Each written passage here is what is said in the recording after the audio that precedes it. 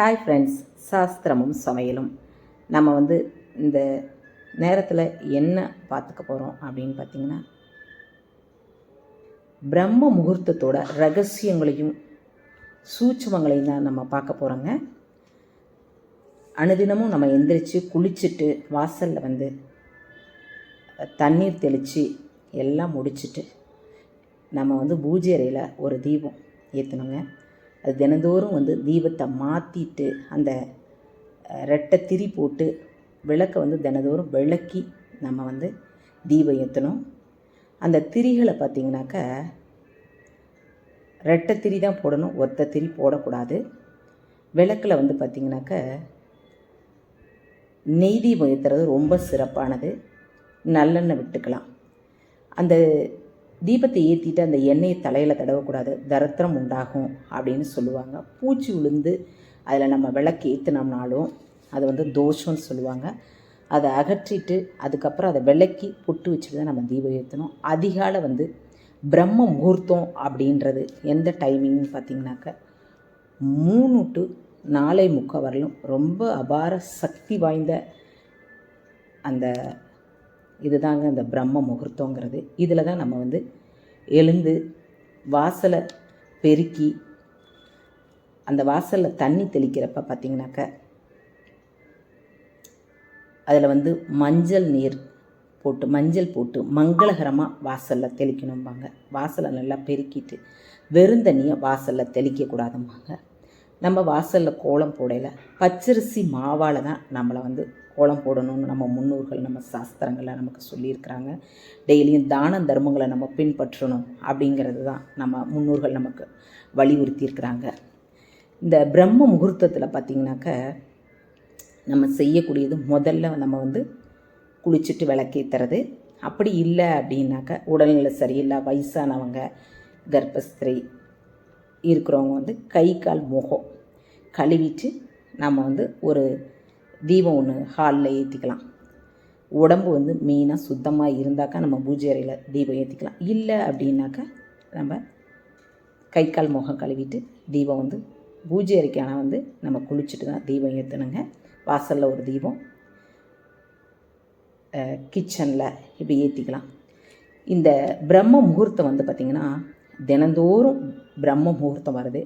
இது பார்த்திங்கன்னா அதிக வெற்றிகளையும் ஆற்றலையும் நமக்கு தரக்கூடியது இந்த 3 to 4:45 வரையிலும் தாங்க. இதை டெய்லியும் நம்ம பயன்படுத்திக்கிறது நம்மளோட தெய்வ ரகசியங்களை நமக்கு நிறைய நமக்கு இந்த பிரம்ம முகூர்த்தம் நமக்கு காமிக்குங்க. தினமும் 32 வகையான முகூர்த்தங்கள் இருக்குது. அதில் உயர்வான முகூர்த்தம் அப்படின்னு பார்த்திங்கன்னா இந்த பிரம்ம முகூர்த்தம் தாங்க. இதில் நிறைய ரகசியங்கள் அடங்கியிருக்குங்க. அதை வெற்றியாளர்கள் சாதனையாளர்கள்ட்ட நம்ம கேட்டோம்னாக்கா அவங்க சொல்லுவாங்க, இந்த பிரம்ம முகூர்த்த டைமத்தை தான் சொல்லுவாங்க. இதில் நம்ம அனுதினமும் நம்ம இந்த பிரம்ம முகூர்த்தத்தை விடாமல் நம்ம எந்திரிச்சு அதிகாலையில் 3 மணிக்கு எந்திரிக்கலைன்னா கூட ஒரு 5 மணிக்காவது எந்திரிச்சு நம்ம பூஜை அறையில் ஒரு தீபத்தை ஏற்றி நமக்கு தெரிஞ்ச வேத மந்திரங்களையும் நம்ம பண்ணுறதுனால நம்ம வீடு பார்த்திங்கன்னா லக்ஷ்மி கடாட்சம் இருக்கும். நம்ம குடும்பம் நல்லா படிப்படியாக முன்னேற்றம் அடங்கும். யார் ஒருத்தங்க பிரம்ம முகூர்த்தத்தில் எந்திரிச்சு வழிபட்டு சிவபுராணம் மந்திர உச்சாடனங்களை பண்ண வேத மந்திரங்கள் யார் வீட்டில் ஒலிக்குதோ அவங்களுக்கு பார்த்திங்கன்னா குலதெய்வத்தோட அனுகிரகமும் 33 கோடி தேவர்களோட ஆசீர்வாதமும் கண்டிப்பாக கிடைக்குங்க. அவங்க தாழ்வு அடைஞ்சதே கிடையாதுன்னு தான் சொல்ல முடியுங்க. பிரம்ம முகூர்த்தத்தில் எந்திரிச்சு வழிபாடு பண்ணுறதுல அவ்வளோ ஒரு சிறப்பான அந்த நாளை நம்ம அனுதினமும் பயன்படுத்திக்கணுங்க. அபார சக்தி நமக்கு அதில் பண்ணுறவங்களுக்கு தான் அதோட தெரியும். பிரம்ம முகூர்த்தத்தோட ஆற்றல் எவ்வளவு சக்தி. அதில் சூரியனோட வெப்பமும் முழுமையாக இல்லாமல் சந்திரனோட குளுமையும் இல்லாமல் காணப்படுற அந்த நேரத்தில் விழித்திருந்து நம்ம தினந்தோறும் நமக்கு என்ன வேண்டுதல் அப்படிங்கிறத ஒரே மாதிரியே வச்சு கோரிக்கையை வச்சு நம்ம எந்திரிச்சு நமக்கு பிடிச்ச இஷ்ட தெய்வங்களை நம்ம வழிபாடு பண்ணிக்கிட்டே இருக்கிறப்ப நமக்குங்கிற ஒரு சக்தி கிடைக்கும்.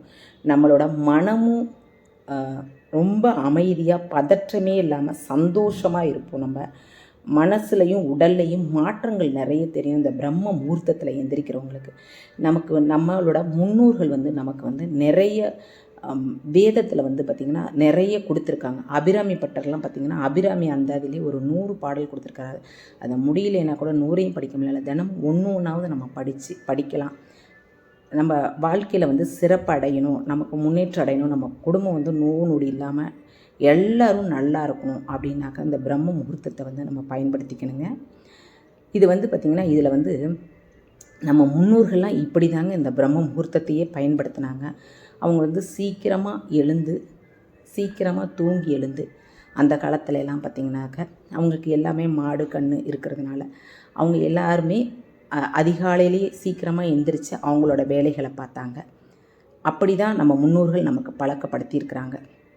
அதனால் நம்ம குடும்பம் நல்லா இருக்கணும் அப்படின்னாங்க. நம்ம எந்த அளவுக்கு நம்மளால் சூரியன் உதிக்கிறதுக்கு முன்னாடி எந்திரிக்கிறோமோ கண்டிப்பாக நமக்கு அந்த ஒரு பிரபஞ்சத்தோட ஆற்றல் நமக்கு கிடைக்குங்க. அனுதினமும் நம்ம சாம்பிராணி புகை போடுறதுனால வீடு நல்லா சுபிட்சமாக இருக்கும். எவ்வளோ பெரிய நோயாக இருக்கிறவங்களும் இந்த அதிகாலை பிரம்ம முகூர்த்தத்தை பூஜை தொடங்கி 48 நாள்லாம் கிடையாது, வாழ்நாள் முழுவதுமே நம்ம எந்திரிக்கிறவங்களுக்கு அலாரம் வச்சு எந்திரிக்கணும்னு அவசியமே கிடையாது. இந்த பிரம்ம முகூர்த்தத்தில் பார்த்திங்கன்னா நம்ம குழந்தைங்கள எழுப்பிவிட்டு பழக்கி விட்டுட்டோம் அப்படின்னாக்கா ஒரு 5:30 மணிக்கெல்லாம் எழுப்பி பழக்கி விட்டுட்டோம் அப்படின்னா அந்த குழந்தைங்களோட வாழ்க்கை பிரகாசமாக இருக்குங்க. நல்ல எதிர்காலம், நல்லா படிக்காத குழந்தைங்க கூட அந்த ஒரு வருஷம் நீங்கள் கரெக்டாக செக் பண்ணி பாருங்கள். பிரம்ம முகூர்த்தத்தில் எழுப்பி அந்த குழந்தைங்க படிக்கிற இடத்துல ஒரு நெய் தீபத்தை ஏற்றி அதுங்களை உட்கார வச்சு படிக்க வைங்க. அந்த வருஷத்தில் நீங்கள் செக் பண்ணி அதை முடிஞ்சோன்னே பாருங்கள், அவ்வளோ ஒரு சக்தி அந்த பிரம்ம முகூர்த்தத்துக்கு இருக்குங்கிறத நம்ம உணர்வோங்க. அது எந்திரிச்சு அதை ஃபாலோ பண்ணுறவங்களுக்கு தான் தெரியும். நம்ம பூஜைகளெல்லாம் முடிச்சுட்டு முதல்ல கிச்சனுக்கு போனோம்னாக்கா வேலை அந்த பாலை தாங்க நம்ம காய்ச்சணுங்க. காய்ச்சி அதை சாமிக்கு படைச்சி நம்ம பண்ணுறப்ப நம்ம குடும்பம் நல்ல செல்வ செழிப்பாக இருக்குங்க. பிரம்ம முகூர்த்தத்தோட ரகசியங்கள் பல இருக்குங்க. நம்ம என்ன நினைக்கிறோமோ அதை பல மடங்காக கொடுக்கறது தான் பிரம்ம முகூர்த்தம். இதை நம்ம ஒவ்வொரு நாளும் பயன்படுத்திக்கணுங்க. நம்ம வாழ்க்கையில் முன்னேற்றம் அடையலாம். நீங்களும் தொடர்ந்து இந்த பிரம்ம முகூர்த்தத்தை வழிபாட்டை விடாதீங்க. உங்களால் என்ன முடியுதோ பிரம்ம முகூர்த்தத்தில் என்ன பண்ண முடியுதோ, பிரம்ம முகூர்த்தத்தில் பண்ணக்கூடாததுன்னு ஒன்று இருக்குது. சண்டை கூச்சல் அதில் நம்மளை பற்றி தான் நினைக்கணும், நம்ம குடும்பத்தை பற்றி தான் நினச்சிக்கணும். நமக்கு என்ன குறிக்கோள், நம்மளோட வேண்டுதல் என்ன அப்படிங்கிறத தான் நம்ம நினச்சிக்கணும். ஒழிய இவங்க அதை சொன்னாங்க அவங்க அதை சொன்னாங்கங்கிற அந்த இதுக்கெல்லாம் நம்ம போகவே கூடாது. அந்த டயத்தில் அதை நம்ம சூச்சகமாக பயன்படுத்தி நம்ம வாழ்க்கையில் வெற்றி அடையணும் அப்படின்னா அந்த பிரம்ம முகூர்த்தத்தில் அதிகாலையில் எழுந்திரிச்சு நம்ம படிக்கிற வேத மந்திரங்கள் யார் வீட்டில் ஒலிக்குதோ அவங்களுக்கு எல்லாவித சகலவித நன்மைகளும் கிடைக்குங்கிறது நம்ம முன்னோர்களோட வாக்குங்க. இதை சூச்சகமாக நிறைய பேர் பல கோடி மக்கள் இதை பயன்படுத்திக்கிட்டு இருக்கிறாங்க. நம்மளால் முடிஞ்ச அளவு இதை நம்ம எந்திரிச்சு பண்ணுறப்ப நம்ம வாழ்க்கை சிறப்படையுங்க.